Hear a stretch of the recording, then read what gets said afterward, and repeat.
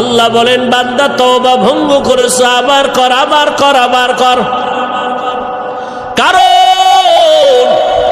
আমি তওবাকারীকে কেমন ভালোবাসি জানো নি রে বান্দা? আমি আল্লাহ তওবা করনেওয়ালারে এত মোহাব্বত করি, গুনাহ করাটা এত মারাত্মক না, তওবা না করাটা যেমন মারাত্মক। আমি আল্লাহ পাক তওবার দরজা খুলে ডাকতে থাকি, ও বান্দা কি পরিমাণ গুনাহ করছো, আয় ক্ষমা চা, পাহাড় পরিমাণ এখনই মাফ করে দিব।